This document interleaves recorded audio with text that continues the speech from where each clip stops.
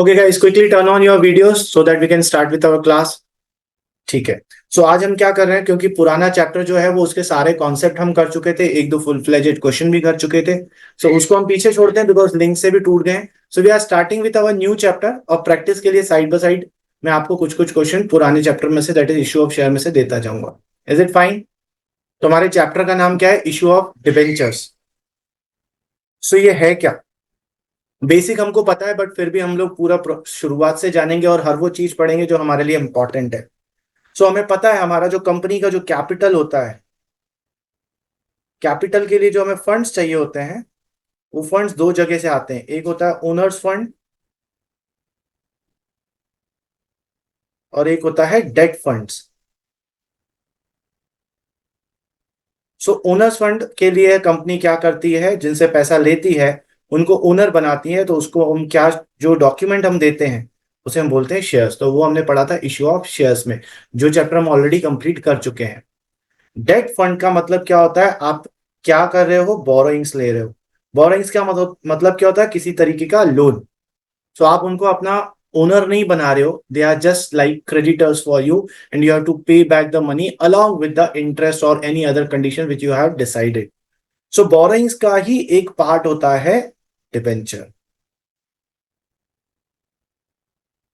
तो अगर कोई मुझसे सिंपली पूछे वन लाइन में या वन वर्ड में कि सर डिबेंचर होता क्या है, सो डिबेंचर क्या होता है? It is a return document acknowledging the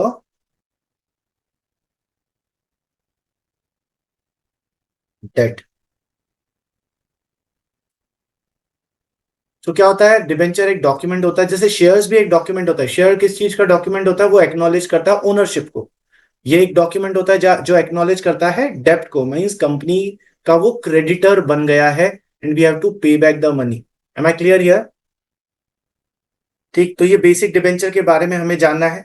उसके बाद कंपनी जो डिबेंचर्स इशू करती है, ये डिबेंचर अलग अलग टाइप के इशू कर सकती है, different different, depending on the condition, जिस तरीके से उनको फंड्स की जरूरत है। सो डिबेंचर कैसे हो सकते हैं? From security point of view देख सकते हैं। सिक्योरिटी पॉइंट ऑफ व्यू से दो तरीके के डिबेंचर्स होते हैं।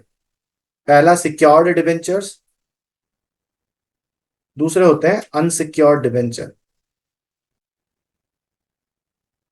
अब सर सिक्योर्ड डिबेंचर्स क्या होते हैं?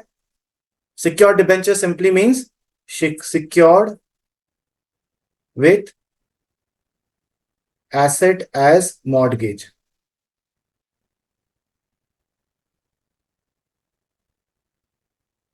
मतलब क्या? कंपनी ने अपना कोई एसेट सिक्योरिटी पे रखा हुआ है कि फॉर एग्जांपल मैंने डिबेंचर इशू करे, मींस मैंने आपसे पैसा लिया और बदले में जो हमने कॉन्ट्रैक्ट करा, हमने उसमें लिखा कि मेरा प्लांट एंड मशीनरी या मेरा ये वाला व्हीकल या ये वाला फर्नीचर जो है एज ए सिक्योरिटी हमने रखा हुआ है। और अनसिक्योर्ड का मतलब क्या होता है? When there is no security, कोई मॉर्गेज हमने नहीं दिया है। अच्छा, सिक्योर्ड डिबेंचर जो होता है उसको फर्दर दो पार्ट, दो तरीके की सिक्योरिटी होती है। एक होता है सिक्योरिटी जो होती है उसको बोलते हैं फिक्स्ड चार्ज, और एक होता है फ्लोटिंग चार्ज। तो सर ये फिक्स चार्ज और फ्लोटिंग चार्ज क्या होता है? ये टाइप ऑफ सिक्योरिटी होती है। फिक्स चार्ज का मतलब क्या होता है? कंपनी ने कोई स्पेसिफिक एसेट जो है वो चार्ज पर दिया हुआ है। लाइक फॉर एग्जांपल मैंने आपसे लोन लिया और मैंने बोला मेरा कंपनी का ये वाला स्पेसिफिक प्लांट एंड मशीनरी या ये वाला specific land as a security मैं आपको रखता हूं, तो उसे हम बोलते हैं फिक्स्ड चार्ज। कि फिक्स हो गया, मेरा चार्ज जो है कंपनी का वो फिक्स हो गया इस पर्टिकुलर एसेट के ऊपर। अगर हमारी कंपनी वापस पे ऑफ नहीं कर पाई तो ये वाला पर्टिकुलर लैंड या प्लांट एंड मशीनरी को सेल करके फिर आपको फंड्स दिए जाएंगे। फ्लोटिंग चार्ज का मतलब क्या होता है? No specific asset, no specific asset charge over all the assets.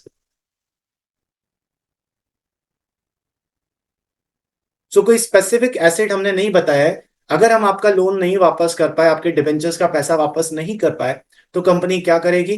अपना कोई सा भी एसेट जो कंपनी की मर्जी हो उसको सेल आउट करके उनका पेमेंट कर सकती है। इसको बोलते हैं फ्लोटिंग चार्ज। ठीक, और मैं आपको एक चीज बता दूं कि डिबेंचर जो होते हैं generally if there is nothing specified are always secured. अगर आपके कॉन्ट्रैक्ट में नहीं लिखा है कि आपका डिबेंचर अनसिक्योर्ड है या कुछ भी नहीं लिखा हुआ है, then it is always a secured debenture. और सिक्योर्ड डिबेंचर में सर फिर अगर देखिए हमने डिबेंचर में नहीं लिखा कि सिक्योर्ड है अनसिक्योर्ड है, तो मान लो कि सिक्योर्ड हो गया, ओके हमने मान लिया, लेकिन कौन सा चार्ज होगा, फिक्स चार्ज होगा कि फ्लोटिंग चार्ज होगा? अब देखो आपने सिक्योरिटी तो बताई नहीं है, तो फिक्स चार्ज तो हो नहीं सकता, तो ऑब्वियसली कैसा चार्ज होता है, फ्लोटिंग चार्ज होता है। तो आप ओवरऑल याद रख सकते हो कि जो डिबेंचर होल्डर्स हैं उनका फ्लोटिंग चार्ज होता है over all the assets of the company. अगर कंपनी उनका पैसा वापस नहीं कर पाई तो वो किसी भी एसेट्स के थ्रू अपना पैसा निकलवा सकते हैं। Am I clear here? Great. So ये कौन सा पॉइंट ऑफ व्यू से हमने देखा? सिक्योरिटी पॉइंट ऑफ व्यू से। और कौन सा पॉइंट ऑफ व्यू हो सकता है? सिक्योर्ड और अनसिक्योर्ड। दूसरा होता है रजिस्ट्रेशन के पॉइंट ऑफ व्यू से। सो रजिस्ट्रेशन के पॉइंट ऑफ व्यू से कैसे डिबेंचर हो सकते हैं? दो तरीके के। एक होता है रजिस्टर्ड डिबेंचर और एक होता है बेयरर डिबेंचर या unregistered. Unregistered generally word use नहीं होता है, हम बेयरर डिबेंचर यूज करते हैं। रजिस्टर का मतलब क्या होता है? रजिस्टर्ड डिबेंचर का मतलब क्या होता है कि जो डिबेंचर होल्डर है, debenture holder has his name written in the register of the company, in the register of the company. So इस पर्सन का नाम रजिस्टर में लिखा रहता है कि ये वाला जो डिबेंचर है पर्टिकुलर इस पर्सन को दिया गया है। ठीक है। सो ऐसे केस में क्या होता है, जब रजिस्टर्ड डिबेंचर होता है ना, उसमें सेल करना या ट्रांसफर करना, जैसे फॉर एग्जांपल मैं एक कंपनी का डिबेंचर होल्डर हूं, हर्ष मुझसे इस कंपनी के डिबेंचर्स खरीदना चाहता है एज ए रजिस्टर्ड डिबेंचर, तो अब ये डिबेंचर किसके नाम पर हो जाएंगे? हर्ष के नाम पर हो जाएंगे। लेकिन कंपनी के रजिस्टर में नाम किसका लिखा हुआ? मेरा लिखा हुआ है। बट हर्ष वांट्स कि नहीं सर, मुझे आपका नाम नहीं चाहिए, मुझे मेरा नाम वहां चाहिए। तो ऐसे केस में थोड़ी सी प्रॉब्लम आती है जब हम ओनरशिप को ट्रांसफर करते हैं। सो रजिस्टर्ड डिबेंचर में ये थोड़ा सा दिक्कत होती है कि ट्रांसफर में थोड़ी सी दिक्कत आती है, थोड़ा सा प्रोसेस लॉन्ग हो जाता है। और रजिस्टर्ड डिबेंचर के साथ फायदा क्या है कि कंपनी जब भी इंटरेस्ट देगी तो हमेशा किसको देगी? रजिस्टर्ड, जिसके नाम पर रजिस्टर्ड है वो ही है। तो सर इसका मतलब क्या बिना रजिस्ट्रेशन के भी कंपनी डिबेंचर इशू कर सकती है? कंपनी डिबेंचर जो इशू करती है वो रजिस्टर्ड ही करती है सबसे पहले। फॉर एग्जाम्पल मैंने एक कंपनी से डायरेक्ट डिबेंचर खरीदा, ठीक। अब वो डिबेंचर पे किसका हक है? मेरा हक है। कंपनी के रजिस्टर में किसका नाम है? हरीश तोलानी का नाम है। अब मेरे पास गित्तिया आई कि सर मैं आपका ये डिबेंचर खरीदना चाहता हूँ, या मैंने गित्तिया के साथ ट्रांजेक्शन किया, I am selling my debenture to गित्तिया। ना गित्तिया का इंटरेस्ट सिर्फ ये था ये डिबेंचर खरीदने में कि मैं सर से खरीदूंगी, थोड़े टाइम बाद इस डिबेंचर का वैल्यू इंक्रीज हो जाएगा, मैं किसी और को सेल कर दूंगी तो मुझे प्रॉफिट हो जाएगा। That was the intention of गित्तिया। गित्तिया अगर तुम्हारा इंटेंशन यही है तो तुम्हारे लिए जरूरी है क्या कंपनी के नाम पे तुम्हारा रजिस्टर में तुम्हारा नाम हो? ऐसा जरूरी नहीं होता। क्यों नहीं होता? फॉर एग्जाम्पल तुमने मुझसे एक डिबेंचर खरीदा 105 रुपीज में, ओके, तुमने मुझे मैंने तुम्हें ट्रांसफर कर दिया, मैंने मैंने ओनरशिप तुम्हें दी है, लेकिन कंपनी में अभी भी मेरा ही नाम है। नाउ अब तुम्हें दूसरा पर्सन मिल गया, तुम्हें अक्षांश से तुम्हारा ट्रांजेक्शन हुआ, and Akshansh is ready to purchase this debenture at 120। Now this is your personal transaction, और तुमने 120 ले लिया और अक्षांश को तुमने डिबेंचर दे दिया रिटर्न में। Okay, now this debenture is your. तो तुम्हारा 15 रुपए का फायदा हो गया। तो कंपनी के रजिस्टर में तुम्हारा नाम होना कंपलसरी था फॉर दिस ट्रांजेक्शन? नो। तो जनरली होता यही है, जैसे आप शेयर्स भी खरीदते हो ना मार्केट में, तो दो तरीके के मार्केट होते हैं, एक होता है प्राइमरी मार्केट, एक होता है secondary market.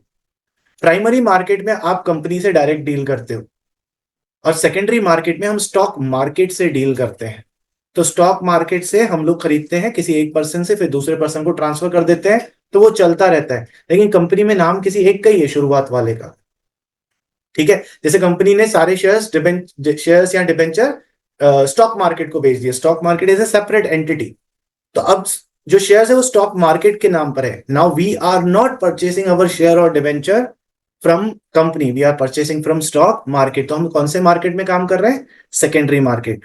So secondary market में जब हम शेयर डिबेंचर खरीदते हैं तो जरूरी नहीं है कि आप ओनरशिप को डायरेक्ट ट्रांसफर करवा लो। पर रजिस्ट्रार डिबेंचर वो होते हैं जिनका डायरेक्ट कंपनी के साथ कॉन्टेक्ट है या फिर कंपनी के रजिस्टर में उनका नाम लिखा हुआ है। Am I clear here?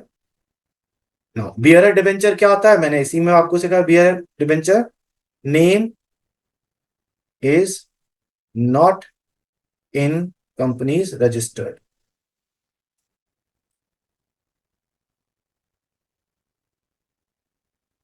इसमें क्या होता है? रजिस्टर में interest is received by registered debenture holder.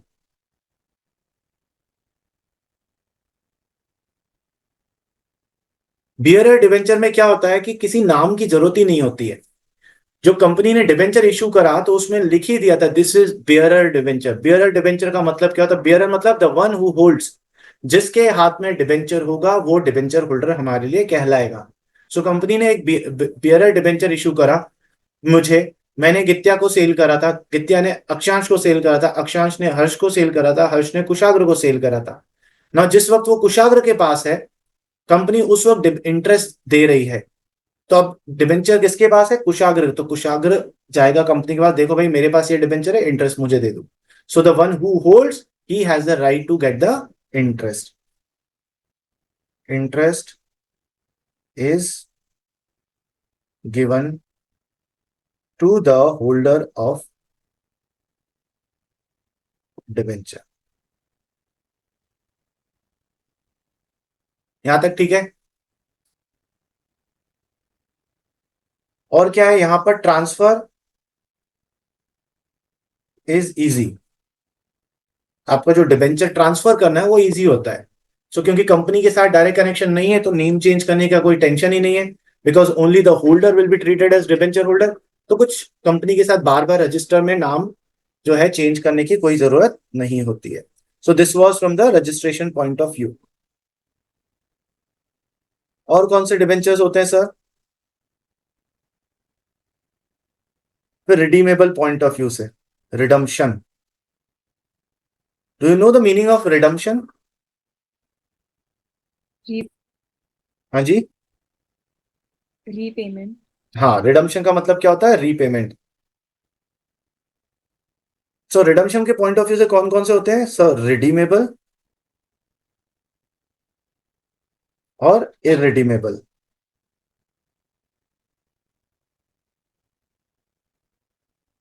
Redeemable debenture क्या होता है? Which will be repaid after a fixed period. जैसे मैंने आपको डिबेंचर इशू करा और मैंने डिबेंचर में लिख दिया that after 5 years I will pay back your money with this condition. So मेरा जो डिबेंचर है वो कौन सा डिबेंचर है? Redeemable debenture. और इसमें क्या है?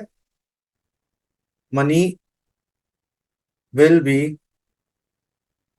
Repaid at liquidation of the company.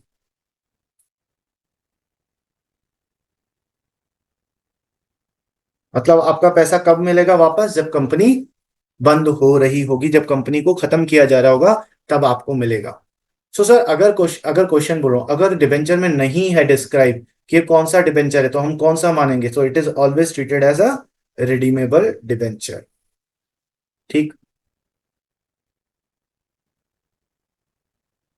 और इसके बाद कन्वर्जन, कन्वर्जन के पॉइंट ऑफ व्यू से।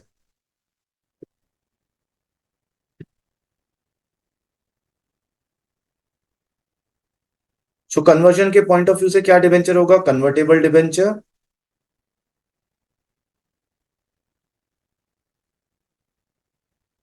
And non convertible debentures.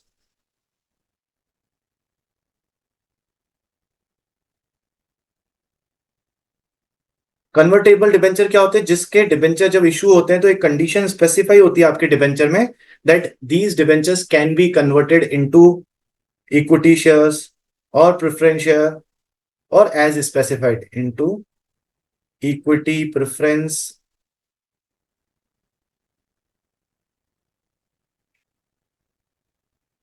और न्यू डिबेंचर्स। कभी कभी पुराने डिबेंचर को कैंसिल करके नया डिबेंचर इशू कर देते हैं। Even company partly convertible debentures भी इशू कर सकती है। जैसे मैंने डिवेंचर इशू करा मेरी कंपनी ने और बोला after 3 years 50% of the debenture amount will be converted into preference shares. So partly convertible भी हो सकता है। और नॉन कन्वर्टेबल क्या होता है? Which can not be convertible, जिसको कन्वर्ट नहीं करे वो डिवेंचर है तो डिवेंचर ही रहेगा, चेंज कभी नहीं होगा। If it is a 7% debenture it will always be a 7% debenture. Sir अगर क्वेश्चन में या कॉन्ट्रैक्ट में स्पेसिफाइड नहीं हो कि कौन सा डिवेंचर है तो it is always treated as a non convertible debenture. अगर कंपनी कन्वर्टेबल डिवेंचर इशू करना चाहती है तो उनको कॉन्ट्रैक्ट में स्पेसिफिकली मेंशन करना पड़ेगा। Am I clear? ओके। तो ये तो था थोड़ा सा बेसिक थ्योरी, मैंने सोचा कर लो। वैसे डिबेंचर की थ्योरी हम लोग जब कॉमर्स चैप्टर पढ़ते हैं, सब्जेक्ट पढ़ते हैं या बीएसटी पढ़ते हैं, उसमें हम ऑलरेडी पढ़ लेते हैं कि डिबेंचर्स के टाइप क्या होते हैं, डिबेंचर क्या होता है, what is difference between shares and debentures. तो ये सारी चीजें हम ऑलरेडी क्योंकि बीएसटी और कॉमर्स में पढ़ चुके होते हैं, मैं इसके ऊपर ज्यादा डिस्कशन नहीं करूंगा। ठीक, directly moving on to the accounting वाला पार्ट। अब अकाउंटिंग वाला पार्ट क्या है? हम हमारा शेयर्स, हमारे चैप्टर का नाम क्या है? Issue of debenture. कोई बताएगा इसके पहले हमने कौन सा चैप्टर करा है? Issue of shares. Issue of shares. तो जब इशू ऑफ शेयर किया था सेम डिक्टो वही कॉन्सेप्चुअल क्लैरिफिकेशन रहेगा हमारा डिबेंचर्स में। जो जर्नल एंट्रीज हैं वो भी सिमिलर वैसी की वैसी ही रहेंगी। जस्ट एक ही चीज चेंज होता है अकाउंटिंग पॉइंट ऑफ व्यू से, होता है नाम चेंज हो जाता है। जब जैसे हम लोग शेयर एप्लीकेशन या शेयर अलॉटमेंट ये सब कुछ लिखते हैं, यहां पर क्या आ जाता है? यहां पर शेयर एप्लीकेशन की जगह क्या आ जाएगा? Debenture application. शेयर अलॉटमेंट की जगह क्या आ जाएगा? Debenture allotment and so on, debenture first call and so on. दूसरी चीज जो हम एक वर्ड लिखते हैं शेयर कैपिटल, शेयर कैपिटल की जगह क्या आ जाएगा? Percentage debenture. डिबेंचर कैपिटल मत लिख लीजिएगा, ठीक है, because debenture is not capital. Capital ownership को डिनोट करती है, तो इसलिए हम वर्ड क्या यूज करेंगे? Percentage debenture. What is this percentage debenture? What is this percent? Interest. Yes, this is the category of debenture. Company जब डिबेंचर इशू करती है तो उस पर इंटरेस्ट देना पड़ता है, तो जो इंटरेस्ट का रेट होता है वो यहां पर लिखते हैं। सो इस रेट से ही हमारे इस डिबेंचर का जो है स्पेसिफिकेशन होता है कि हाँ ये वाला डिबेंचर है या दूसरा डिबेंचर है। ठीक, इसके अलावा जितने भी अकाउंट्स हमने देखे हैं शेयर्स वाले चैप्टर में, सिक्योरिटीज प्रीमियम की जगह सिक्योरिटीज प्रीमियम ही यूज होगा, कॉल्स इन अरियर्स की जगह calls in arrears he use होगा, कॉल्स इन एडवांस की जगह calls in advance he use होगा। सारी चीजें लगभग सेम होती हैं। ठीक, सो सर डिफरेंस क्या होता है? नाम के अलावा डिफरेंस एक ये है कि हमने पढ़ा था कंपनी अपने शेयर्स को डिस्काउंट पे इशू नहीं कर सकती, है ना? पढ़ा था। लेकिन debentures can be issued at discount.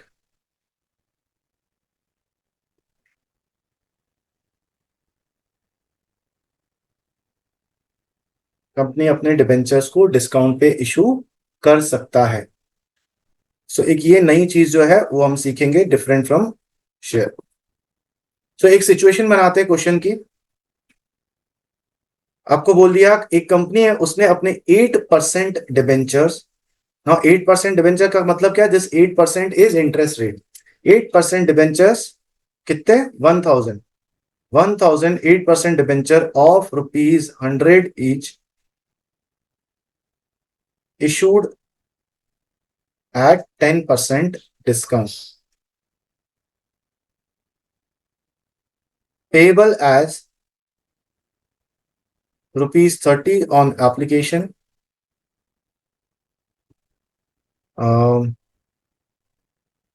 40 on allotment, and balance on call। ठीक, फिर हमको बोला आगे एप्लीकेशन रिसीव्ड फॉर 9000 डिबेंचर्स। फिर हमें बोल दिया all money was received except for 20 debentures not paid call money. Question clear है? ठीक है, तो हमारी आदत क्या है, हम हमेशा समरी बना लेते हैं। सो क्या बोल रहा है सर, 1000 डिबेंचर इशू करें, एक डिबेंचर 100 रुपीज का है, और यहां पर हमें क्या बोला है, दिस इज डिफरेंट, 10% डिस्काउंट पर। सो 100 का 10%, 10 माइनस कर देंगे 10, मतलब अब मेरे पास पैसा कितना आएगा, 90 रुपीज पर डिबेंचर। कैसे मंगवा रहा है, 30, 40 and balance. So 30 on application, 40 on allotment और बैलेंस। सो 90 में से 70 आ गया, बाकी बचा 20। अब हमें एक चीज पता है, अगर कभी प्रीमियम या डिस्काउंट के बारे में नहीं पता हो तो वी ऑलवेज अज्यूम दैट वो प्रीमियम या डिस्काउंट किसके साथ होगा, अलॉटमेंट के साथ होगा। सो गित्या मुझे बताओ जरा, या कुशागर, गित्या या कुशागर में से कोई भी मुझे बताओ कि ये जो मेरा अलॉटमेंट का मनी है 40 रुपीज, और हमें 10 रुपए का डिस्काउंट इसी के साथ इन्वॉल्व है, तो इसका बाइफर्केशन कैसे हुआ होगा, कितना फेस वैल्यू होगा और कितना डिस्काउंट होगा? 10 का डिस्काउंट होगा 10 का डिस्काउंट है, वैल्यू कितनी होगी, 50। 50। क्योंकि सर देखो हमारा ये 90 इंक्लूडेड रुपीज है। टू। हाँ, हाँ जी, इसमें इंक्लूडेड है ऑलरेडी, तो 10 का डिस्काउंट फिर। Exactly exactly. तो इसमें डिस्काउंट इंक्लूडेड है, इंक्लूडेड का मतलब एडेड नहीं है, डिस्काउंट माइनस होता है। तो ये माइनस करने के बाद आइए, इट मींस जो मेरा एक्चुअल फेस वैल्यू होगा वो 50 होगा, इसमें से 10 डिस्काउंट मिला होगा, सो 50 प्लस 10, तो 50 is my face value and 10 is my discount. ठीक। उसके बाद बोल रहा है एप्लीकेशन जो रिसीव हुई है वो हमें 900 की हुई है। ओके, सो ये इस केस को क्या बोलते हैं, अंडर सब्सक्रिप्शन। अंडर सब्सक्रिप्शन ना। तो अंडर सब्सक्रिप्शन में तो हमें कोई टेंशन नहीं है, बिकॉज कम मिले, तो अब पूरा क्वेश्चन किससे होगा, 900 से होगा। बोलो सबने पैसे दे दिए, लेकिन एक पर्सन था जो भी है, मैंने इस बार मिस्टर ए को नहीं इन्वॉल्व करा, मिस्टर ए थोड़े बारिशों में छुट्टी पर है। सो कोई भी था, एक्स ले लेते, मिस्टर एक्स। सो मिस्टर एक्स के पास 20 डिबेंचर्स थे, इसने हमको बाकी सब तो दे दिया, कॉल मनी नहीं दिया, और बोला पास करिए जर्नल एंट्रीज। ठीक है, आप जर्नल का फॉर्मेट बना लीजिए। ठीक है, तो पूरा प्रोसेस सेम वैसा का वैसा ही रहेगा। पहला एंट्री हमारा वैसे जनरली क्या होता था, bank account debit to share application. अब क्या होगा, पैसा तो सर यहां पर भी आ रहा है तो बैंक अकाउंट डेबिट तो होगा ही होगा। अब शेयर एप्लीकेशन की जगह क्या आ जाएगा, डिबेंचर एप्लीकेशन अकाउंट। और क्वेश्चन क्योंकि अंडर सब्सक्रिप्शन का है, तो सब कुछ किससे मल्टीप्लाई होगा, 900 से। तो इसमें हमारा अमाउंट कितना आएगा, 900 मल्टीप्लाइड बाय 30, कितना अमाउंट आ जाएगा, 27,000। ठीक, being application money receive. Now second entry में हम क्या करते हैं, इस एप्लीकेशन मनी को, वैसे शेयर एप्लीकेशन को शेयर कैपिटल में ट्रांसफर करते थे, डिबेंचर एप्लीकेशन को हम परसेंटेज डिबेंचर में ट्रांसफर कर देंगे। सो नरेश, एंट्री क्या होगी, डिबेंचर एप्लीकेशन अकाउंट डेबिट,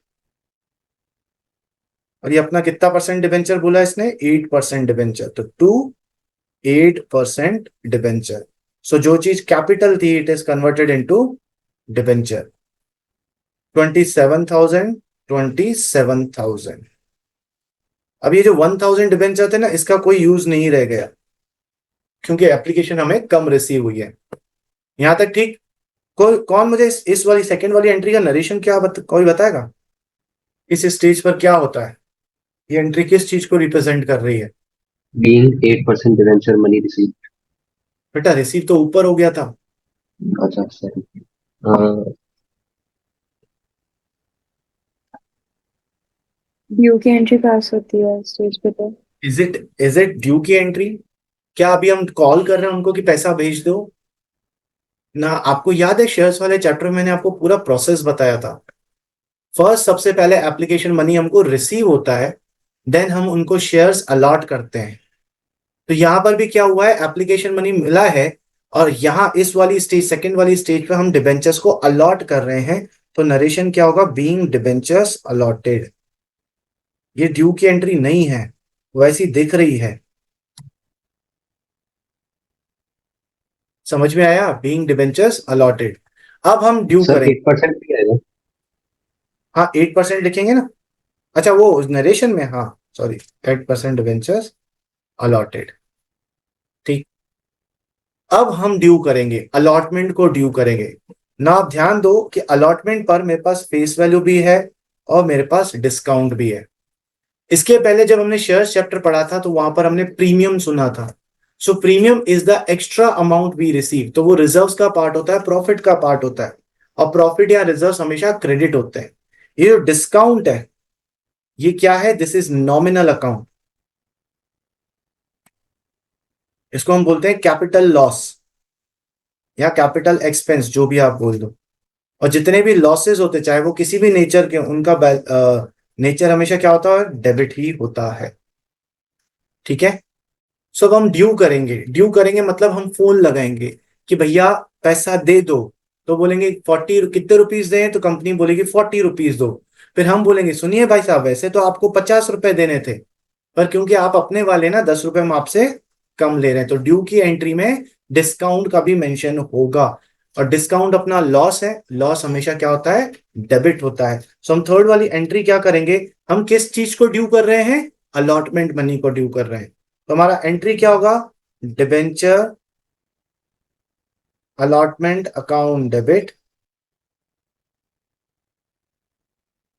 और अब क्या होगा? डिस्काउंट दे रहे हो तो इसको हम लिखेंगे discount on issue account debit to किस चीज का पैसा मांग रहे हैं? 8% डिबेंचर. ये समझ में आया? एंट्री समझ में आई? Narration is simple, being allotment money due.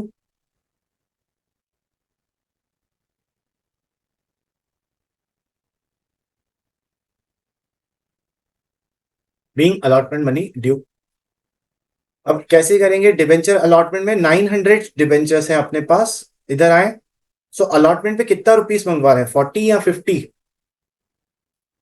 40. 40 मंगवा रहे हैं कि 50 मंगवा रहे हैं? कोई और है? 40 रुपीज है. All set. सर 40 इसमें आएगा और वो 10 डिस्काउंट ऑन इशू में आएगा. अलॉटमेंट पे कितना पैसा मंगवा रहे हो? 40. 40 रुपीज. 40. तो डिबेंचर अलॉटमेंट में 900 इंटू 40 आएगा. अब जैसे मैंने आपको बोला था कि शेयर कैपिटल वर्ड सुनते ही आपके दिमाग में क्या आएगा? Face value. ऐसे ही डिबेंचर वर्ड सुनते भी आपके दिमाग में क्या आएगा? घंटी बजेगी, आवाज क्या आएगी? Face value. सो डिबेंचर में कितना जाएगा? 900 इंटू 50, क्योंकि अपना फेस वैल्यू कितना था यहाँ पर? 50 था. और बाकी जो 10 रुपीज है वो 900 इंटू 10 डिस्काउंट में चला जाएगा. सो 36,000 अलॉटमेंट पे आ जाएगा, 9,000 यहाँ पर आ जाएगा डिस्काउंट में, और डिवेंचर में चला जाएगा 45,000. ये ठीक है? ठीक है. ओके. तो ये हमने किस चीज की एंट्री करी है? हमने अलॉटमेंट मनी को ड्यू करा है. अब मुझे अलॉटमेंट मनी रिसीव होगा. तो जब अलॉटमेंट मनी रिसीव होगा तो मुझे कितना रिसीव होगा? 36,000 या 45,000? 36,000. 36,000. सर अलॉटमेंट का पैसा मंगवा रहे हो, अलॉटमेंट पे ड्यू आपने 36 करा है, तो 36 ही मिलेगा. सो जो फोर्थ एंट्री होगी वो होगी bank account debit to debenture allotment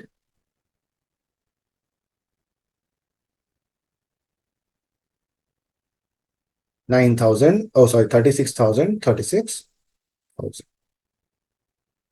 ठीक है. Being allotment money received. अब क्या करेंगे? अब फर्स्ट कॉल को ड्यू करेंगे. फर्स्ट कॉल को ड्यू करेंगे. इसमें तो कोई डिस्काउंट नहीं है ना? नहीं सर, इसमें कुछ नहीं है. 20 रुपीज सीधा. सो एंट्री क्या करेंगे? Debenture first call account debit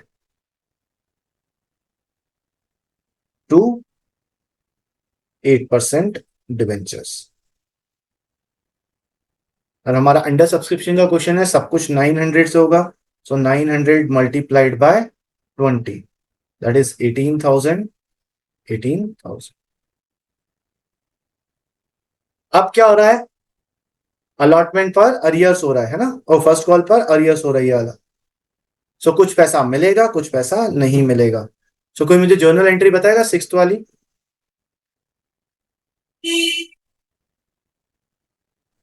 Bank account debit, calls and arrears account debit to debentures first Yes, call sir. account.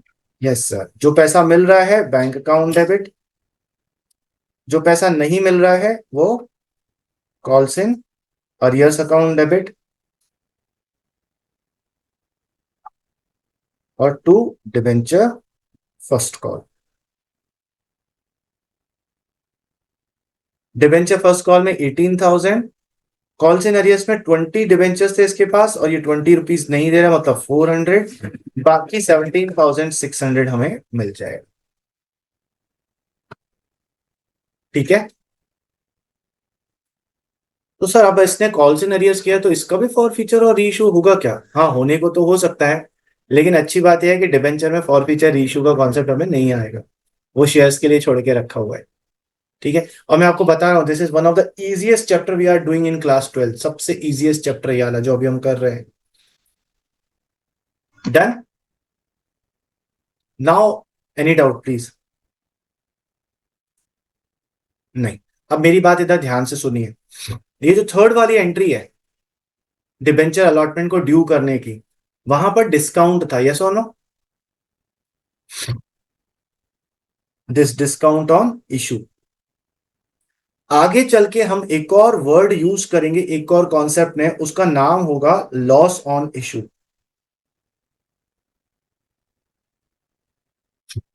तो हमारा ये जो डिस्काउंट ऑन इशू है और ये जो हमारा लॉस ऑन इशू है, इनका जो नेचर है वो बिल्कुल सेम है, बिल्कुल सेम चीज है ये दोनों ही नॉमिनल अकाउंट है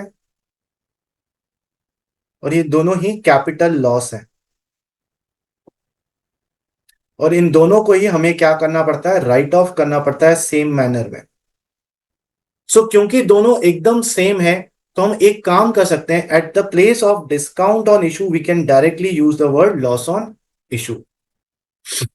सो अब से जब भी हम डिस्काउंट वर्ड यूज, डिस्काउंट देखेंगे किसी क्वेश्चन में, rather than using discount and issue we will use the word loss on issue. पर सर अगर मैं डिस्काउंट ऑन इशू कर दूं तो गलत होगा क्या? गलत नहीं होगा, बट ये हमें हेल्प करेगा आगे वाली हमारी जर्नल एंट्रीज में। ठीक है, एम आई क्लियर हियर? सो आज की क्लास में पूरी बेसिक्स पे ही रख रहा हूं, तो एक और क्वेश्चन आपको बेसिक्स सा देता हूं, आप सॉल्व करके बताइए मेरे को। यहां तक सबका हो गया? बहुत बढ़िया, चलिए एक सिंपल सा क्वेश्चन ड्राफ्ट करते हैं, डायरेक्ट समरी दे देता हूं। आपको बोल दिया x limited issued ₹10 lakh 7% debentures of ₹10 each at 10% discount, payable as ₹50 on allotment, on application, and balance on allotment। मतलब नो कॉल्स, फर्स्ट कॉल वस्ट कॉल कुछ नहीं है, सिंपल सा क्वेश्चन। और फिर बोला application received for 1,10,000 debentures, sir वो 15 ही 5 होगा ना? Sorry ₹5, 1,10,000 debenture which were allotted on pro rata basis।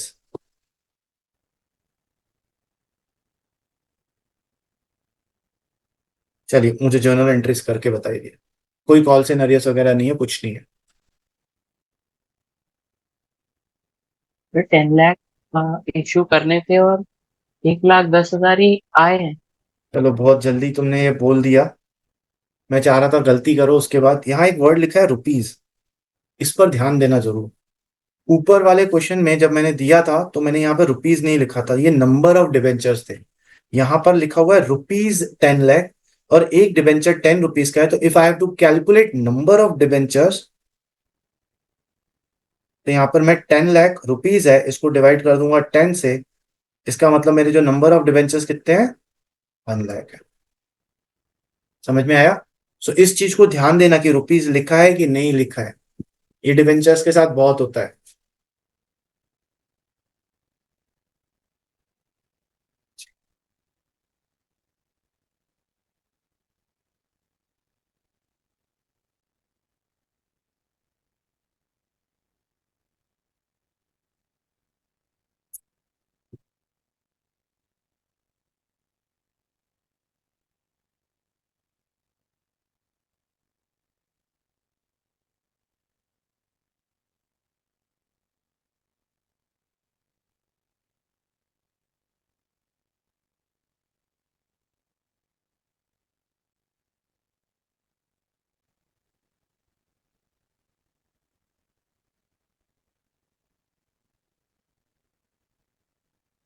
देखिए जरा,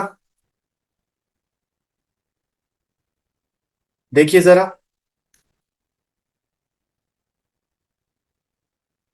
क्रॉस चेक करिए और मुझे लास्ट वाली एंट्री का अमाउंट बताइए। सर मुझे थर्ड वाली थ्री एंट्री लैख में फिफ्टी डाउट है। थाउजेंड थर्ड वाली एंट्री में डाउट था। हाँ, हर्ष क्या बोल रहे थे? सर 3,50,000। 3,50,000? क्यों 3,50,000 क्यों? Sir 4 lakh minus 50,000। हाँ, तो सर हमने 4 लाख जो है वो ड्यू करा था, मीन्स हमें एक्चुअली 4 लाख मिलना था, बट 50,000 हमें प्रोराटा मिल चुका है ऑलरेडी। सो अब जो मुझे मिलेगा वो 3,50,000 मिलेगा। तो कुशाग्र को थर्ड वाली एंट्री में डाउट है, किसी और को और कहीं डाउट है इस क्वेश्चन में? सर मुझे आगे समझ आता है। आ गया। ओके, सर किसी और थर्ड को वाली कुछ एंट्री। डाउट है? यस अक्षांश बोलो। सर थर्ड वाली। थर्ड वाली एंट्री में देखो सिंपल क्या बोल रहा है। विद्या तुम्हें आ गई थर्ड वाली एंट्री? मतलब आ गई थी, बट मैंने सिर्फ यही करा ना कि मतलब डिबेंचर्स की थी, उसके 5 लाख ही हो रहे थे, इशू की थी, 50 का ऑलरेडी कर दिया था लॉट।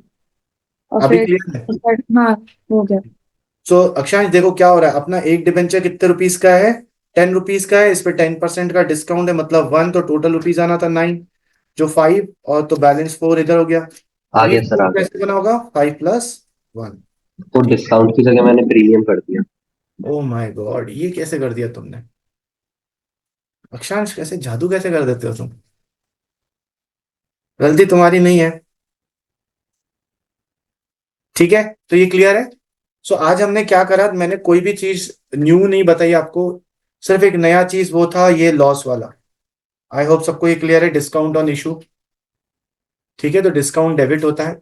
अब जो नेक्स्ट क्लास है it is going to be very important, क्योंकि नेक्स्ट क्लास में जो हम टॉपिक करते हैं वो एग्जाम में आएगा ही आएगा। सो आज के लिए इतना ही करें। हरे कृष्णा।